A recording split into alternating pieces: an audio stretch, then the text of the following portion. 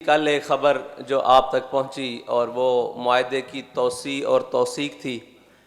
جس میں ہماری ٹیم حکومتی وفد کے ساتھ کافی دیر مذاکرات میں رہی، جس میں انہوں نے اپنے اس عہد کا پاس رکھتے ہوئے یہ بات کہی کہ جی ہمیں نہیں پتہ تھا کہ ناموس رسالت کا معاملہ اتنا نازک ہے، ہمیں تو بابا جی کے دنیا سے جانے کے بعد پتہ لگا۔ انہوں نے کہا جی ہم اس معاملے پر عملی اقدامات کرنے کے لیے تیار ہیں، ہمیں وقت دیا جائے۔ تو ہمارا وقت انہیں دینا اس بات کا ہے کہ ہم حضور سید عالم صلی اللہ علیہ وسلم کی ناموس پر سرکاری سطح پر جواب چاہتے ہیں، اور اس سرکاری سطح پر جواب دینے کے لیے ہم نے انہیں وقت دیا، اور وہ وقت کا اعلان خود ہمارے ملک کے وزیر اعظم عمران خان صاحب نے اعلان کیا۔ ہم اس کے بعد بھی یہ کہتے ہیں کہ وہ 17 فروری ہو یا 20 اپریل ہو، ہم میدان عمل کے لیے تیار ہیں۔ ہم نے آپ کو ایک موقع دیا ہے کہ آپ اپنے آقا و مولا صلی اللہ علیہ وسلم کی بارگاہ میں سرخرو ہو سکو، اور دوسری بات یہ ہے کہ ان کا خود بیٹھ کر ہماری ٹیم سے یہ بات کرنا کہ جی ہم اس معاملے میں اب سیریس ہو چکے ہیں، نہ تو سول گورنمنٹ ہماری ناموس رسالت پر کوئی بات سنتی ہے، وہ کہتے ہیں جی سب کچھ ہو سکتا ہے، ناموس رسالت کے پروانوں پر شیل نہیں گرائے جا سکتے۔ انہوں نے کہا جی اداروں کے لوگ وہ بھی اس بات کے اوپر ہیں کہ سب کچھ ہو سکتا ہے، سب کو روکا جا سکتا ہے، ناموس رسالت کے پروانوں کو نہیں روکا جا سکتا۔ تو ہم آپ کے سامنے اس بات کا عہد کرتے ہیں کہ آپ ہمیں وقت دیں، انشاءاللہ ہم عملی تصویر میں آئیں گے۔ ہم نے کہا جی آپ کو وقت دے دیا گیا حضور کے نام پر، کیونکہ ان کی ناموس کا مسئلہ ہے، اللہ تعالیٰ آپ سے یہ کام لے لے اور آپ کو قیامت والے دن حضور کے سامنے شرمندگی نہ اٹھانی پڑے۔ ہم اس کے لیے دعا کرتے ہیں، اور اس کے لیے ہم نے وہ اعلان اور معاہدے کی توسیع بھی کرائی۔ لیکن ایک بات ہے کہ اگر آپ سمجھیں کہ ہم 60 دن کا ٹائم لینے کے بعد اس جذبے کو ٹھنڈا کر سکیں گے، یہ وہ جذبہ ہے جو ٹھنڈا ہونے والا نہیں ہے۔ یہ تو دن بدن بڑھتا جا رہا ہے، کیونکہ یہ ان جذبوں میں سے ہے کہ حضرت عقبہ بن نافع فاتح افریقہ، ہمارے قائد جب ان کی بات کرتے تھے تو ان کا واقعہ سناتے تھے کہ آپ جب افریقہ کے جنگلوں میں مسلمان مجاہدوں کے ساتھ پہنچے نا، تو آپ نے ایک ٹیلے پر چڑھ کر اعلان کیا کہ اے اس جنگل کے درندوں، شیروں، چیتوں،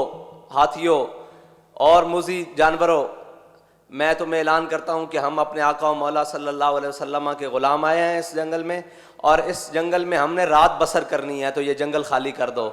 تو کہتے ہیں کہ کچھ دیر بعد دیکھا کہ چونٹیاں بھی اپنی بلوں سے نکل کر جا رہی، ہاتھی شیر اپنے بچوں کو منہ میں چبائے ہوئے لے کر جا رہے۔ انہی کے جذبے کی ایک بات سناؤں کہ جب آپ نے افریقہ فتح کر لیا تو آگے آ گیا سمندر۔ حضرت عقبہ بن نافع نے اپنے گھوڑے کو ایڑ لگائی اور سمندر کے اندر داخل کر دیا۔ جب گھوڑے کی گردن تک پانی پہنچا نا اور آپ کی کمر تک پانی پہنچا، تو آپ نے گھوڑے کی باگ کھینچ کے نا ایسے آسمان کی طرف بلند کی، اور اپنا منہ بھی آسمان کی طرف بلند کر کے کہا کہ میرے مولا تو گواہ رہنا کہ عقبہ بن نافع کا جذبہ جہاد ختم نہیں ہوا، تیری زمین ختم ہو گئی ہے۔ یہ بات کسی کی غلط فہمی میں نہ رہے کہ لبیک والوں کو 60 دن کا چکمہ دے کر یا 60 دن ہم سے مانگ کر، ہم نے تو اپنے اخلاص کی بنیاد پر دیا ہے، اس لیے کہ ہماری ریاستی سطح پر فرانس کو جواب ہو جائے، کیونکہ ہمارے قائد ملت اسلامیہ علامہ خادم حسین رضوی کی ایک ہی خواہش تھی کہ وہ ریاستی سطح کے اوپر گستاخی ہوئی ہے تو جواب بھی ریاستی سطح کے اوپر ہونا چاہیے۔ ہم نے اس ریاستی سطح کے اوپر جواب کے لیے آپ کو مزید 60 دن دیے ہیں، اس کے اندر آپ کریں، اور اگر کوئی یہ سمجھے کہ یہ جذبہ ختم ہو چکا ہے تو ہمارے بڑوں کا تو جذبہ سمندر کے اندر جا کر بھی ختم نہیں ہوا۔ ہم جس قبیل میں سے ہیں وہ جذبے ختم ہونے والے نہیں ہیں۔ میرے آقا و مولا صلی اللہ علیہ وسلم کی ناموس کے لیے جو کچھ ہمیں زندگی میں تکلیف اور پریشانی اٹھانی پڑے وہ ہمارے لیے زیادہ راہ ہے، وہ ہمارے لیے سرمایہ حیات ہے، وہ ہمارے لیے وہ چیز ہے جس کو ہم نے لے کر کل جنت میں جانا ہے۔ جب خالد بن سفیان الحزلی کو عبداللہ بن انیس نے واصل جہنم کیا، میرے آقا و مولا نے فرمایا جاؤ اس کو واصل جہنم۔ یہ بڑا لمبا واقعہ ہے، اس میں حضرت